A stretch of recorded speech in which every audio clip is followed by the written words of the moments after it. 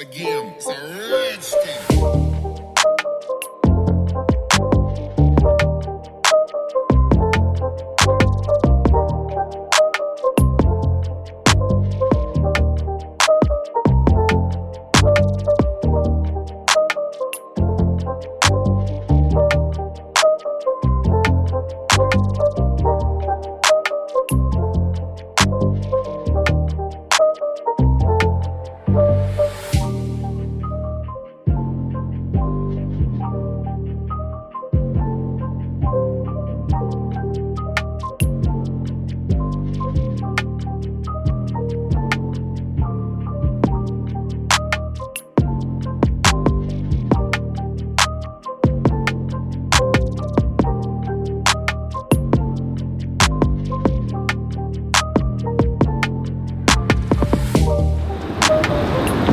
So, what's your name, brother? Joey. Joey. How old are you? 36. Be 37 in October. Okay. And where are you from, brother? Pretty much from Philly. I lived in Jersey for a little while. Born in Juniata. Okay. How was your childhood growing up? Great, man. It was really good. I had everything I ever wanted, you know.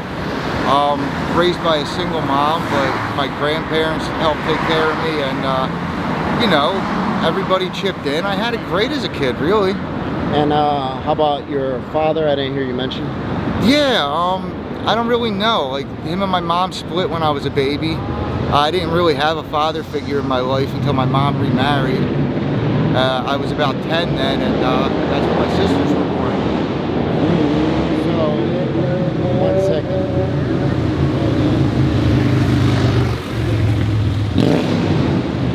So you said at the age 10 your mom remarried? Yeah.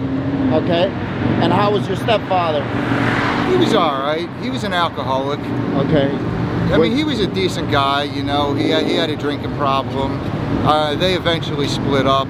I'm not sure why. I was young, you know. Yeah. I didn't really get into it with them. Okay. And was there any type of abuse in the household or anything? Never.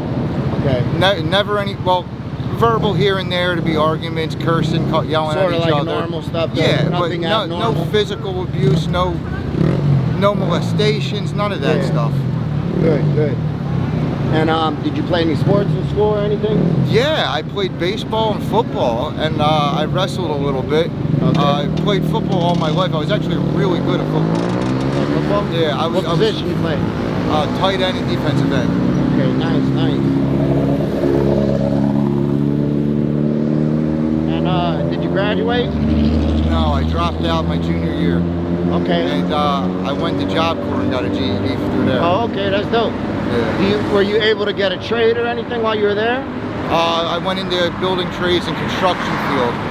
And Okay. after that, I enlisted to go into the military. I joined up to the Navy, and right before I was about to ship out to Iraq, I chicken shitted out and got my urine as dirty as I possibly could to get kicked out. Why was that? I was scared to death to go to Iraq. I did not want to go. Okay, just because of horror stories you have heard? Just because I didn't want to go to war, and it was the biggest shame of my life. Do you think there was one certain story that you heard that sort of was like, all right, no? No, it was just everything all together. Talking to some veterans, seeing stuff on the news, hearing about it. I didn't want to go, and I didn't want to just say I don't want to go. Yeah. So that's what I did. Okay. You seem like you sort of have a little, I don't know if it's shame or... That was the turning point in my life. That's when I started doing what I do now. Okay. Talk to me a little bit about what you're doing. Well, I turned to drugs to hide all that, you know? Like at that point, I was like, I didn't like me anymore. Like the guilt, the shame, the embarrassment. Yeah. And I got real down on myself, real depressed, and that's when I started really partying too much, and started off minor, drinking perks, oxys. Then the oxys and the perks got too expensive, so I turned to heroin. And then on and off for years, since I was 19, 20, you know, in and out of jail, prison, I don't know how much time. I have more, since I turned 20, I have more time incarcerated than I do on the streets. What type of things would you get arrested for? Oh, theft, burglary. Would you say sort of like addiction-related crimes? Everything I've ever been arrested for is directly a result of my addiction. You have any kids? No. Okay. And girlfriend, anything like that? Nope. No. All right. So what are you using now? Right now, I'm using fentanyl. Okay. And how much does it cost to maintain your habit? Right now, about $100 a day. And how do you support that? With this sign right here. Okay. How much money will you make on an average day, a good day? A good day, $150. $150, okay. And on an average? Average, 80 to 100. I mean, I have a couple regulars that come once a week and they'll give me $100 each. Like I have about 3 of them. Okay. And where are you living at right now? I have a tent set up out in the other side of the city, out in Port Richmond area. Okay, do you just leave? How do you get back there? The train. Oh, okay. So, you just take the train back to the tent? Yeah. Do you leave it up during the day and stuff? Yeah. So it's sort of a community? There's about 5 of us there, but if you don't know where it is, you're not going to find it. Okay. If you don't have somebody show you where we are, you're not going to find us. And is it, what's the demographic? Is it white guys, black guys, Spent mix? Right now it's 4 white guys and a Puerto Rican guy. Okay. Do you guys tend to stick together a little bit more in races? No. No? No. Okay. And is that sort of like your guys' safe spot where you just sort of hang out? You know what I mean? That's rest your head at night? Rest our heads at the end of the night, yeah. Okay. And is everybody there battling with addiction as well? Yes. Okay. Is there any other drugs you use besides the fentanyl? Right now, no. I smoke some weed. Have you ever had any negative experiences living out here, you know? Oh, yeah. Yeah, I mean, I've been jumped numerous times. I've been robbed. Actually, it's starting to get pretty late now, so when we're done this interview, I'm going to get back to the tent and lay down. The later you stay out, the more trouble you tend to get into. Do you find it's like younger guys doing the stuff? Yeah. Just sort of young kids being assholes? Yeah. Yeah, I do a lot of work in Kensington, and that's the same thing we hear over there, unfortunately. Yeah, it's definitely the young kids. That's where it always happens in Kensington when I'm out grabbing myself.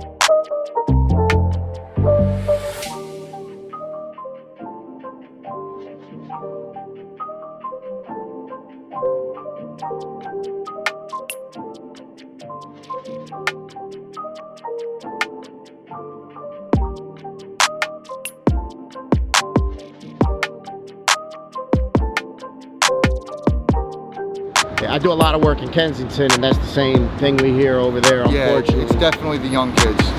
That's where it always happens in Kensington when I'm out grabbing myself. Yeah, okay, so Kensington is also where you cop from? Yes.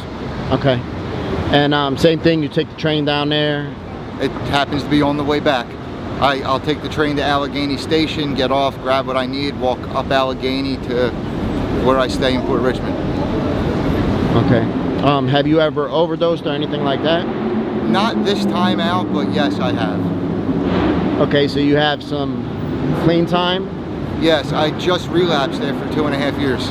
Wow. Back in January, I just relapsed. What were you able to accomplish in those 2.5 years of being sober? Oh, I had a steady job. I was getting things back in line. I had my family back in my life. I had a roof over my head. Slowly getting things back together. I was getting my paperwork in order to get a driver's license again, which would have been the first time in 10 years I had that. Was it easy to do those things? Yeah. And get clean? Well, once I was clean, it was easy to do, but living in my head was hard to do. How'd you get clean? I went to a rehab, to a detox into a rehab. Did you go to any meetings or anything like that? Yeah, I was hitting meetings. And how's your relationship with your family? Thank you, brother. Oh, my relationship with my family's great. If I ever need anything, I can pick up the phone and call them whenever. They totally support me and they love me. Who's the one person that you call if something goes wrong? Mommy. Okay. Every boy calls mommy. Yeah. And actually my baby sister now too. She's not even a baby anymore. She's 26. She'll be 27. She's got a kid of her own, but when I need something, I call her and she's there for me. Good. What was your best memory as a child or in life, period? Oh man, playing football. Playing football was the best time of my life. Did you have any like certain jobs you wanted to be when you were younger? Like something you wanted a dream job you had? Well, when I was really young, I was going to be a football player, you know, and then when I got older and got into like partying and stuff, I was going to be a rock star. And then I started living the rock star lifestyle without the rock star money, and this is what I turned up. Are you a musician as well? I played the drums and the bass for a while. I'm not in a band now because I'm really not that good, but... Yeah. All right. Do you have any questions for me? Oh, not really. I mean, I'm just glad I got my story out there, and I hope I could potentially maybe help somebody get their shit together. I'm sure you will. I hope it touches somebody's life. Yep. And not only that, I also feel that with each story told, I get the emails and the DMs and all that stuff telling me that because of your story, somebody else is gonna treat somebody that's homeless or struggling with addiction a little better, because now they understand just a little bit more. You know what I mean? So I think that's dope, to be able to change the way somebody views another human being. I think that's awesome. Well, I thank you, brother. I hope things, you know, go on the right path for you, whichever path you choose to go in. You know, I was just saying to my friend on the way down here, I think I'm just about done with this run. So within the next couple of days, I am going to be taking myself into to a CRC somewhere and getting off the streets. Awesome, brother. I'm happy for you. I hope you get in ASAP. I hope your process is as pain-free as possible, brother. And I thank you for taking the time to talk to me, brother. All right? Thank you for letting me put my story out there. Absolutely, brother.